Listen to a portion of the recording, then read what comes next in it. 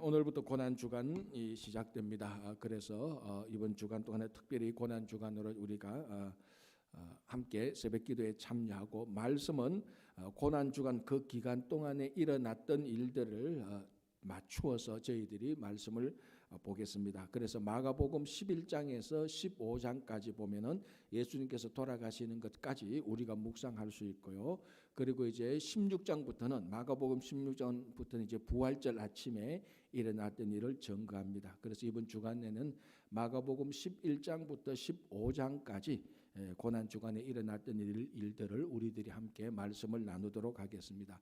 뭐 이 내용들은 우리들이 너무 잘 아는 내용들이 많이 있습니다. 그러나 모르는 내용을 우리가 다시 공부한다 그런 차원이 아니고 고난 주간에 다시금 주님께서 고난 당했던 그 일을 묵상하면서 또 다시 우리가 우리 삶 속에 우리 삶 속에 배어 있는 세상의 것들 또 육적인 것들을 고난을 통해서 정화시키고 주님을 닮아가는 그런 한 주가 되시기를 간절히 바랍니다. 자, 오늘 본문은 마가복음 11장입니다. 마가복음 11장의 내용, 이제 고난 주간에 본격적으로 엄밀히 따지자면 11장 1절에서 11절까지는 종려주일, 어제 우리가 종려주일을 지켰던 그 종려주일에 일어났던 일들입니다. 그래서 11장 1절에서 11절까지는 어제 우리가 말씀을 함께 나누었던 걸로 대체를 하고 마가복음 11장 12절부터 이제 우리가 좀 보도록 하겠습니다. 자, 이튿날, 이게 이제 종려주일 그 다음 날을 말하는 겁니다. 11장 12절, 이튿날 그들이 베다니에 나왔을 때 예수께서 시장하신지라. 12절에서 14절까지는 이 무화과 나무에 열매가 없는 것을 보시고 예수님께서 열매가 없도록 예수님께서 저주하시는 그런 내용들이 나오는 내용입니다. 여기서 마가복음 11장 12절에서 14절은 마가복음 11장 20절에서 26절까지 내용이 이어지는 내용입니다. 그리고 그 중간에 이제 성전을 깨끗하게 하는 내용이 나오고, 그러니까 이게 앞에서 얘기하고 성전 내용하고 다시 앞에서 했던 내용을 받아서 그 무화과 나무를 얘기하는 겁니다. 그래서 11장 12절 이제 무화과 나무 이야기가 시작되는데 어떻게 시작되는가?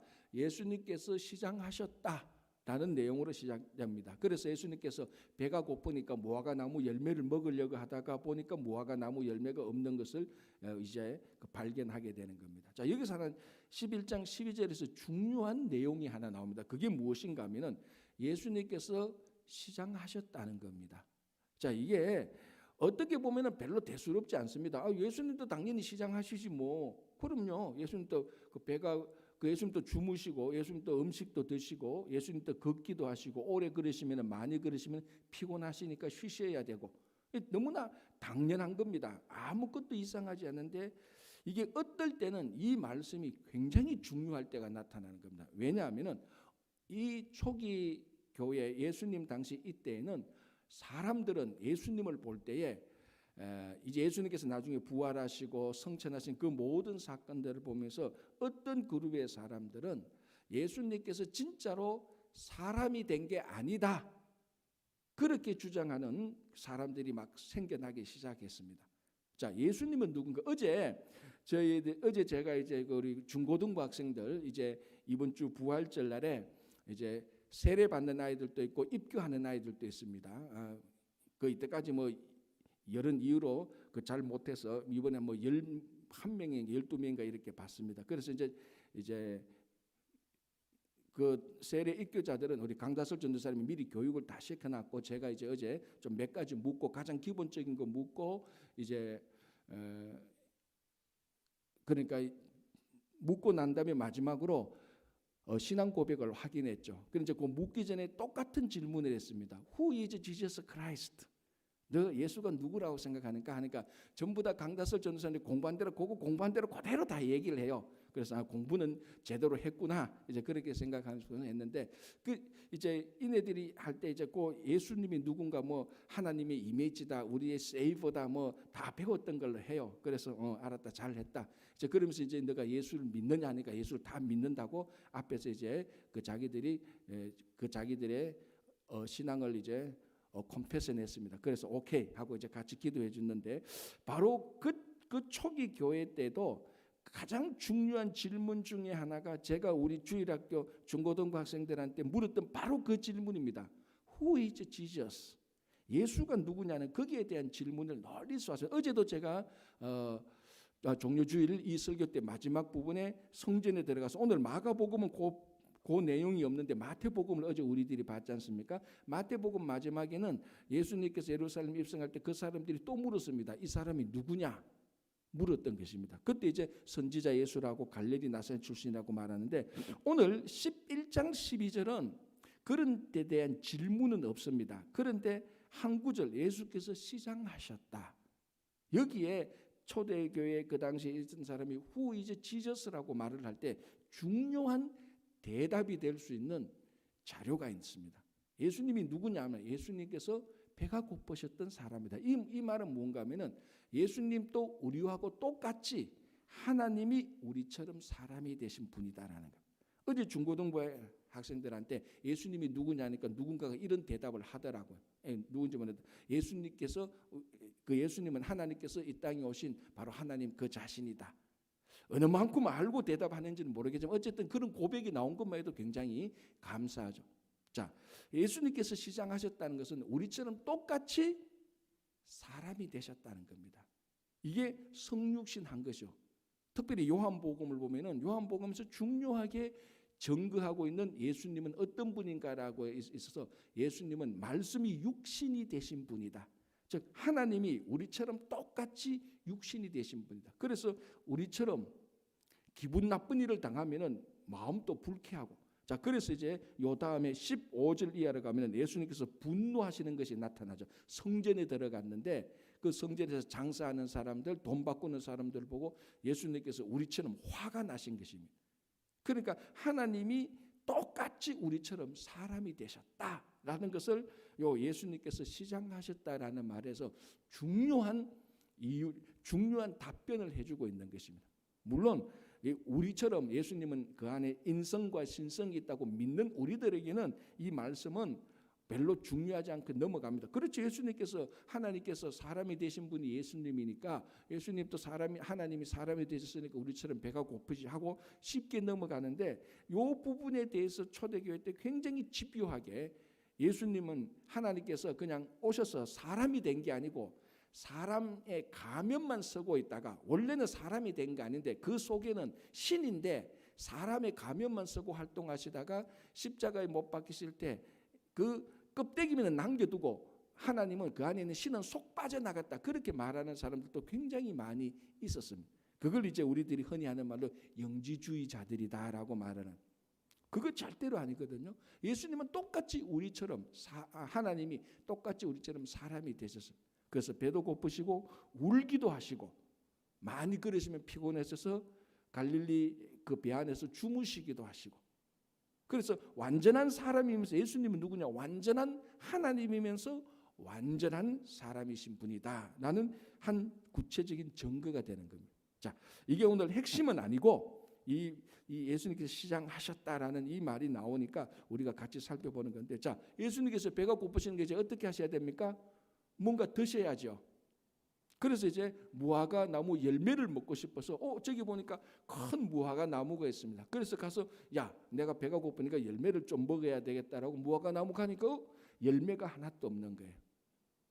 잎사귀는 많은데 잎은 무성한데 열매가 없습니다. 그래서 예수님께서 이 무화과 나무를 저주합니다. 그래서 여러분 여기서 20절 보시기 바랍니다. 같이 요걸 우리가 먼저 보도록 하겠습니다. 20절 그들이 아침에 지나갈 때 하루가 지나고 그 다음 날입니다. 아침에 지나갈 때 무화과 나무가 뿌리째 마른 것을 보고 베드로가 생각이 나서 여짜오되 이 무화과 나무가 근데 갑자기 그 무화과 나무가 어제까지만 해도 멀쩡했던 무화과 나무가 뿌리째 다 말라버렸어요.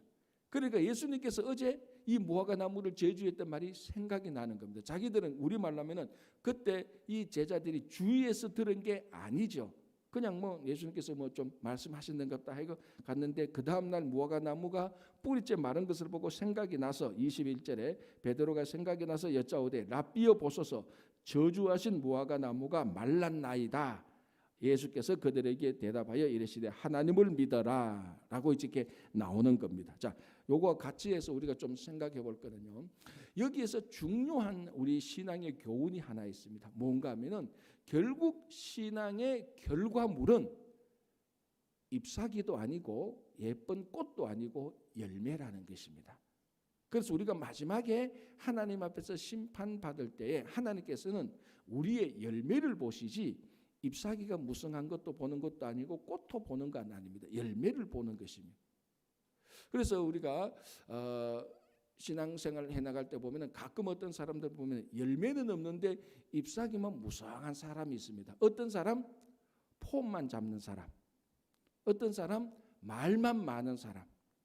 열매 있는데 열매가 있다는 것은 실제로 교회에서 또는 어떤 사람을 섬길 때 실제로 그것을 섬기고 봉사하는 이런 봉사와 섬김의 열매 대신에 말만 봉사가 이렇고 섬김은 어떻고 그냥 하는 폼만 잡는 잎사귀는 무성한데 막상 딱 들어가서 보면은 하나도 없는 왜 우리 이런 거 있잖아요. 요란한 잔치에 먹을 거 없다고 잔치 소문은 많이 나고 또 그 잔치에 가보니까 판은 많이 깔았는데 식탁에 딱 앉아서 먹을 거 딱 보니까 하나도 이거는 짜고 이거는 맵고 이거는 싱겁고 이거는 내하고 안 맞고 먹을 게 없는 그런 비슷한 것처럼 바로 우리 삶 속에 그 사람이 얼마나 떠드느냐 안 떠드느냐 얼마나 폼 잡느냐 그게 중요한 게 아니고 하나님께서는 언제나 우리 안에 신앙의 열매를 보시는 것입니다. 그래서 지금 이 잎사귀 무성한 나무가 아니고 열매가 있는 그런 무화과 나무가 돼야 되는데 열매가 없으니까 예수님께서 저주하셔서 이 무화과 나무가 확 시들어 버렸습니다.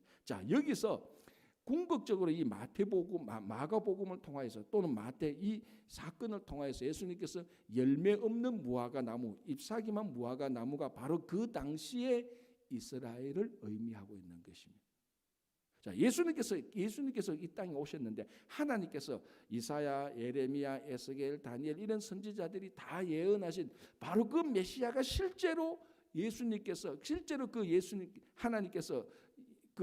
하나님께서 이 땅에 오셨는데 메시아로 오셨는데 예수님이 오셨는데 그 이스라엘은 진짜로 오신 하나님을 알아보지 못했다는 겁니다. 그래서 성전에 들어가서 자기들 구제도 하는 등 우리말로 하면 성경 공부도 하는 등 기도도 하는 등 봉사하는 등 온갖 일은 다 하는데 진짜로 자기 앞에 있는 하나님은 정작 못 알아봤다는 것입니다.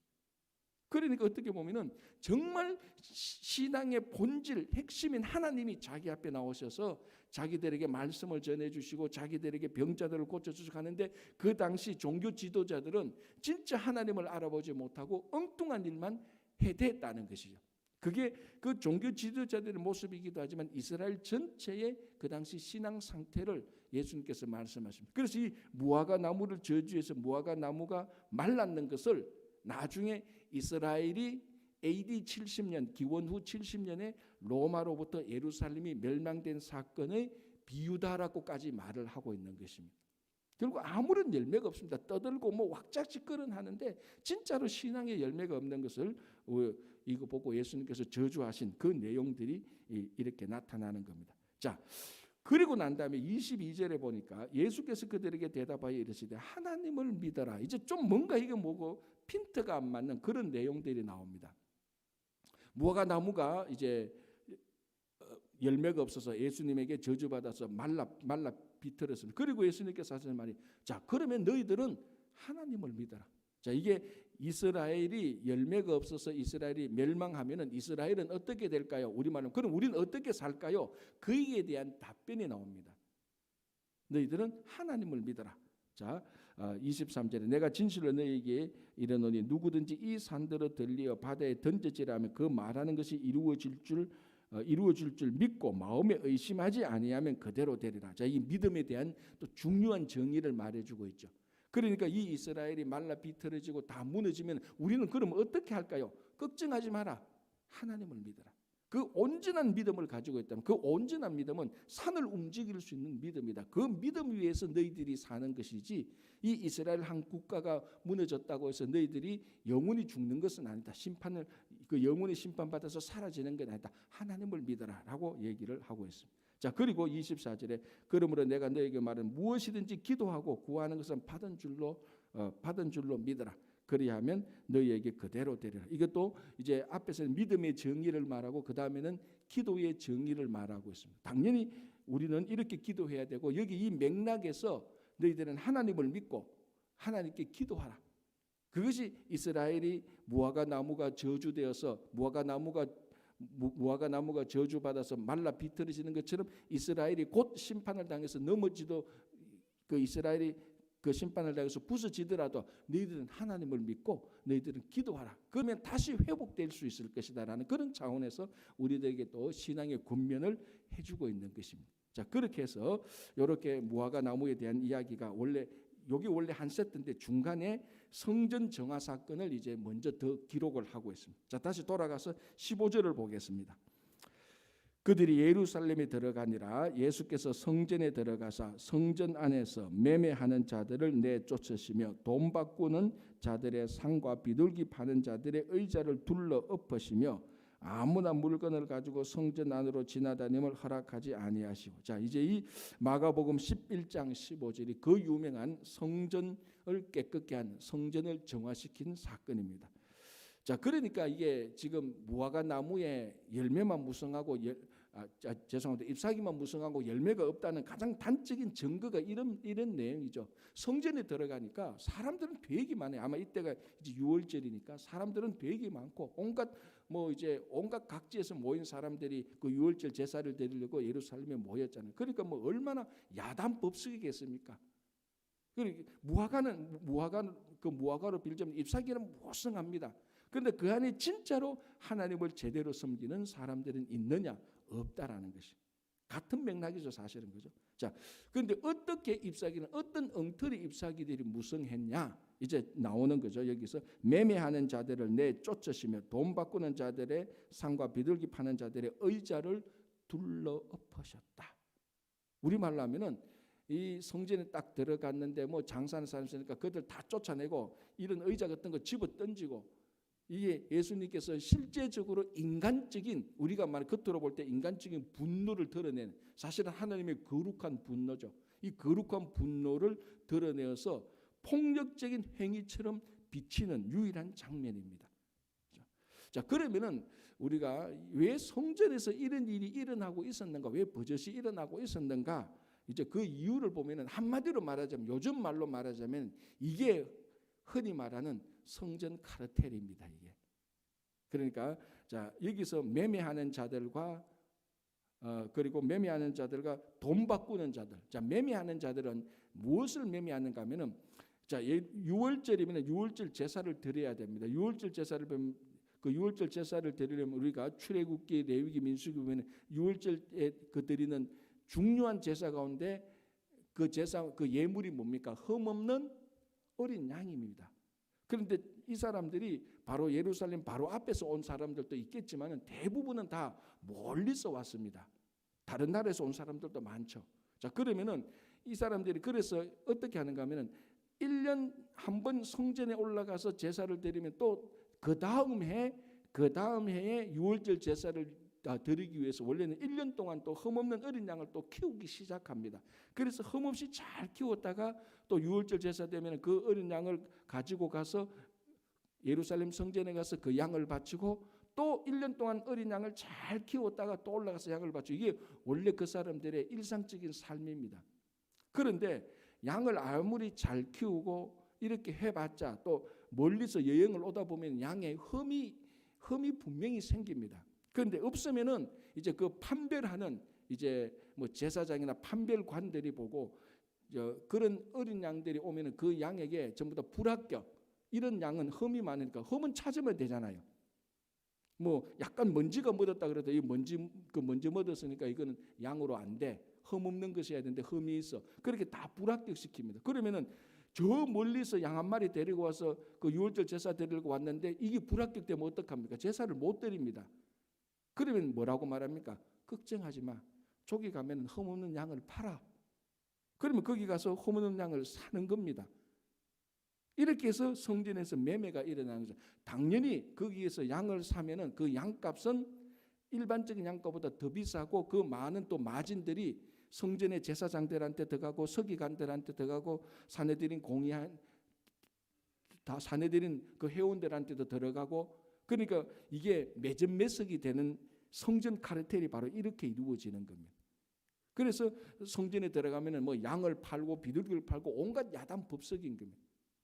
자, 그래서 여기 보면은 매매하는 자들이 나오고, 자, 그 다음에 돈 바꾸는 자들이 또 나옵니다. 이거는 환전이죠.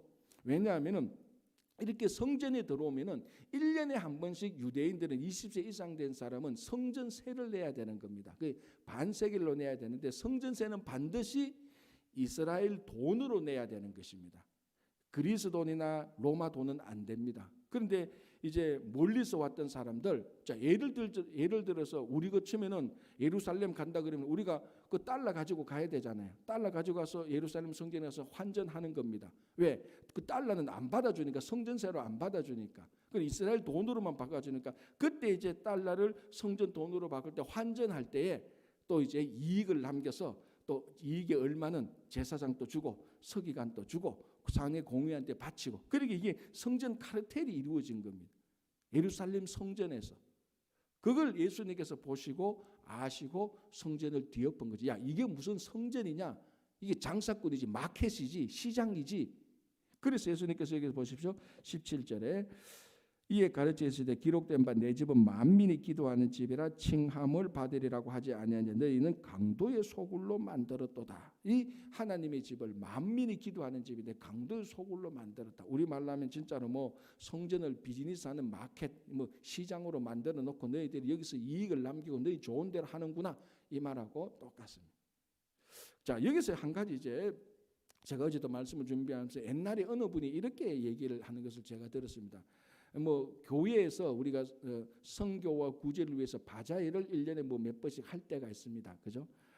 그런데 전번에 어떤 분이 이제 저한테 바자회 한다고 좀 약간 불쾌했던가 봐요. 전번에 있을 때. 그분이 저한테 직접 찾아와서 자기는 교회에서 바자회하는 거 도저히 용납하지 못하겠다고. 왜? 뭐 바자회 뭐 잘못됐습니까? 그러니까 목사님, 성전에서 예수님께서도 여기 들어갔는데 성전에서 장사하는 사람들 다 쫓아냈는데 왜 목사님이 바자회 하는 걸 허락하느냐고 막 좀 불쾌하더라고. 그래서 제가 그랬어요. 그게 아니고 이 성전에서 이 사람들이 장사했는가 하고 우리가 바자회 했는가 하고 다르다니까. 목사님 왜 다릅니까? 돈이 왔다 갔다 하잖아요. 그러잖아요. 그래서 제가 그거는 맞네요. 그랬어요. 사실은. 가만 보면 돈이 왔다 갔다 하는 거는 맞네요. 그래서 제가 농담을 했어요. 그래도 성전에서는 달러는 그때 왔다 갔다 안 했는데요. 그랬거든요. 그러니까 웃긴 웃으시는데, 그래서 제가 설명을 해드렸어요. 이 바자회하고 이 성전에서 일어나는 장사하고 목적이 다르다 그랬어요. 자, 이 사람들은 매매하고 돈을 바꿔서 결국 목적이 뭡니까? 자기 이익을 얻기 위한 겁니다. 자기들의 재정적, 경제적, 물질적 이익을 얻으려고 성전을 이용해서 장사를 한 거죠. 그러나 교회에서는 뭐 다른 교회도 마찬가지입니다. 교회에서는 바자회가 우리 이익을 얻기 위해서 하는 게 아니지 않습니까? 이거는 오히려 하나님의 사역을 하기 위해서 구제하고 선교하고 특별한 목적이 있어서, 여러분 바자회가 전부 다 특별한 목적을 두고 하는입니다. 저희 교회뿐만 아니라 다른 교회도 그렇잖아요. 대부분 딱 두 가지입니다. 선교와 구제 목적이에요. 바자회가, 교회가 하는 일이. 그거 우리 이번에는 이 바자회에서 우리 권사님들 재정이 어려운데 그 사람들 좀 빵 사 먹도록 우리 좀 도와주자. 뭐 이런 바자회는 없습니다. 그 사람 좀 우리가 좀 더 부자 되게 만들어주자, 이런 바자회가 없죠. 특별히 선교와 구제에 대한 바자회입니다. 그래서 제가 그걸 설명했습니다. 이거는 이익을 얻기 위한 것이 아니고 선교와 구제를 위한 하나님의 사역을 위한 것입니다. 그러니까 좀 이해는 되셨는데, 오랫동안 그분이 교회에서 이 돈이 왔다 가고 바자회 하는 것을 자기는 늘 불쾌했기 때문에 그 불쾌한 감정이 싹 가시지는 않았어요. 그렇지만 제 얘기를 듣고는 많이 이해는 됐다 그러더라고요. 자, 바로 이것처럼 우리가 교회에서 바자회를 해서 이렇게 이익을 남긴 것 가지고 어느 누구를 더 잘 살게, 그런 게 아니고 선교와 구제에서 하는 거하고 이 성전에서 장사하는 거하고는 본질이 다릅니다. 그래서 혹시나 또 여러분들 가운데 오해하시는 분이 있을까 싶어서 제가 바자회에 대한 한 가지 예를 든 겁니다. 자, 이 사람들은 뭡니까? 카르텔을 이루어서 성전 카르텔입니다. 제사장들, 그리고 서기관 행정하는 사람들, 장사꾼들, 그리고 그 성전을 감독하는 사람들, 이 사람들이 자기끼리 다 연결이 되어가지고 매점매석하도록 도와주고 남는 이익을 가지고 자기들끼리 다 나누어 가짐으로 자기들의 경제적 이익을 취했던 그런 전형적인 장사꾼들이에요. 그걸 예수님께서 보시고는 완전히 심판을 하신 거죠. 그러니까 교회를, 다시 말하면 신앙을 이용하여서, 교회를 이용하여서 자기 개인의 유익을 누렸던 사람들입니다. 자, 그렇다면은 이게 꼭 성전에서 장사하는 것뿐만이 아니죠. 어떤 이유든지 어떤 목적이든지 교회와 신앙과 이런 것들을 이용해서 자기의 부를 더 축적하고자 하는 것은 오늘 예수님께서 쫓아내고 뒤집어본 그런 사람들하고 똑같은 것입니다. 그래서 예수님의 이 성전 정화 사건은 성전, 교회가 무엇인지, 오늘 교회가 무엇인지에 대한 그 명백한 정의를 우리들에게 보여줍니다. 자, 그리고 난 다음에 예수님께서 뭐라고 하시는가 하면은 이 집은 만민이 기도하는 집이다라고. 자, 여기서 중요한 단어가 이제 두 개 나오죠. 만민이라는 말이 나옵니다. 자, 이게 성전이거든요. 물론 성전에는 이방인이 들어오는 이방인의 뜰이 있습니다. 그러니까 성전에 들어올 수 있는 가장 초보적인 단계죠. 이방인은 거기까지만 딱 들어옵니다. 여인들은 여인들의 뜰까지만. 그죠? 그래서 어떻게 보면은 이 성전이 이방인을 위한 성전이라는 생각이 안 들어요. 왜? 성전은 제일 처음에 딱 들어오고 이방인 뜰에만 머물고 그 안에는 못 들어오니까. 그런데 오늘 예수님께서 이 구약에서 말한 말씀을 이용해서 만민이 기도하는 집이다. 모든 사람이 이곳에 의해서 기도하는 집. 그러니까 성전을 출입하는 사람들에 대한 어떤 인종적인 민족적인 구분을 두지 않으셨어요. 그러니까 인종에 의하여서 어떤 뭐 계급에 의하여서 신분에 의하여서 교회를 오고 가고 교회를 출입하는 기준이 되지 못한다는 것입니다. 만민을 위한 것. 그러나 여기에 들어오면 안 되는 사람들이 있죠. 누굽니까? 돈 바꾸는 자들, 매매하는 자들은 들어오면 안 되는 거예요. 들어와서는 예수님께서 쫓아내버린 겁니다. 그러니까 어떤 우리가 가지고 있는 어떤 탐욕, 그러니까 인종이나 민족이나 신분이나 뭐 학력이나 이런 거에 상관없이 누구든지 성전을 이용해서 자기 이익을 누리는 사람들은 성전에서 쫓아내야 되고, 누구든지 이 성전에 와서 하나님을 만나기를 원하는 사람은 어떤 사람인지 들어와서 여기서 기도할 수 있다는 것입니다. 그래서 성전의 보편성, 성전을 모든 사람들에게 열어놓는 그런 말씀을 하는 겁니다. 그리고 또 하나, 기도하는 집이라고 말하는데, 전번에 옛날에 어떤 분이 또 이렇게 말했습니다. 그래서 자, 성전이 기도하는 집이지라고 말하면서 기도 외에는 다른 것을 허용하지 않는 그런 아주 극단적인 사람도 제가 좀 만나봤습니다. 그러게 예를 들어서 성전에 와서 우리 그때 젊은이들이 와서 좀 교제도 하고 좀 그렇잖아요. 그러면 이제 그분들이 나타나서 성전이 기도하는 집인데 이놈들 말이지 성전에 와서 놀고 있다고, 당장 안 나가느냐고. 그래서 이제 여기서 기도에 대한 오해가 좀 있습니다. 여기서 기도라는 것은 우리가 말하는 우리가 기도합시다, 손 모으고 눈 감고 우리 마음의 소원을 아는 그런 기도도 포함되죠. 여기서 기도라는 것은 광범위한 의미에서 기도입니다. 광범위한 의미에서 기도는 뭔가 하면은 하나님과 우리와의 사이에서 서로 교통하는 것, 소통하는 것을 광범위한 의미에서 기도입니다.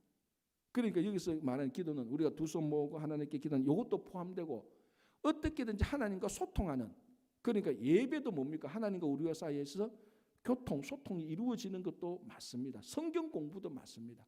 그리고 성도 간의 교제를 통하여서 하나님과 하나님의 사랑을 나누는 그것도 넓은 의미에서 여기서 말하는 기도의 의미에 다 포함되는 것입니다.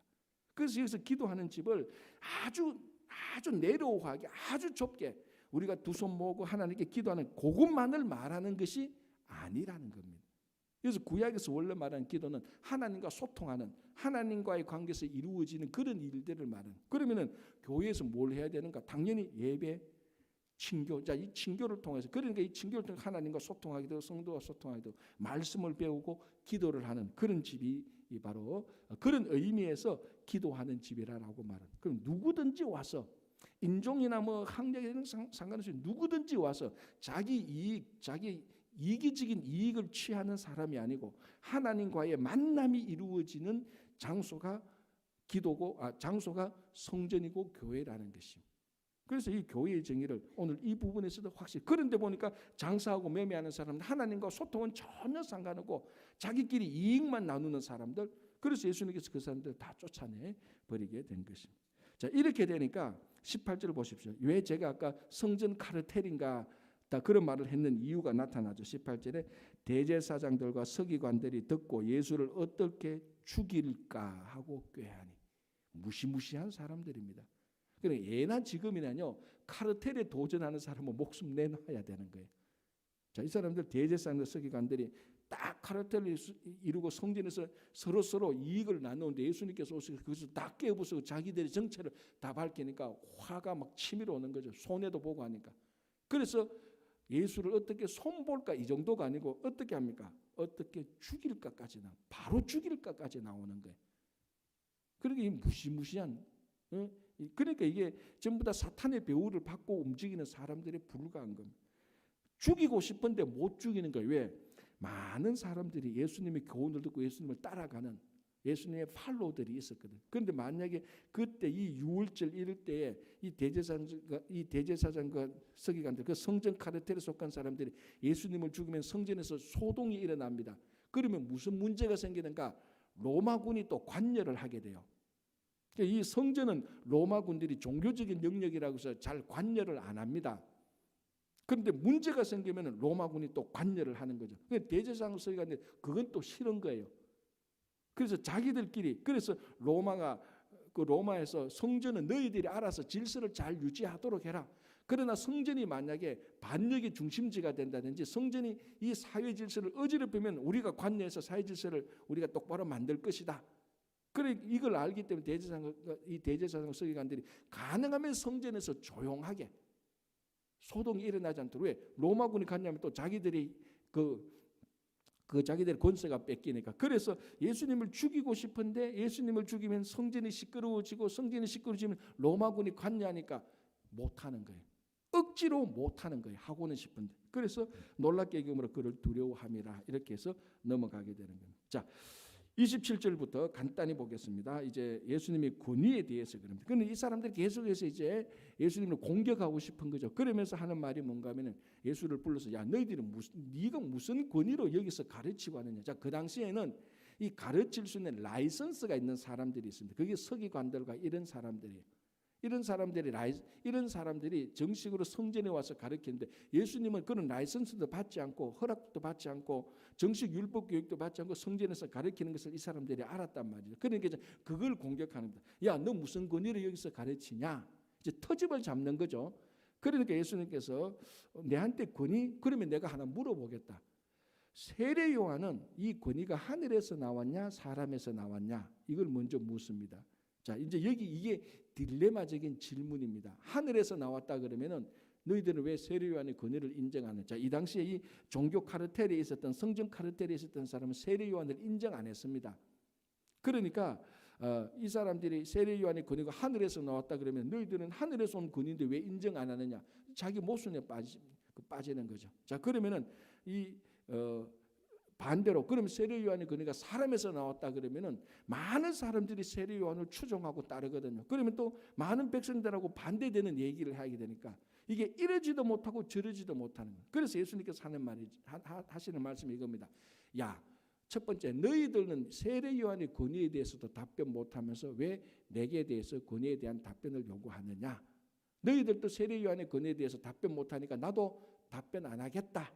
빠져나가는 거예요. 그러니까.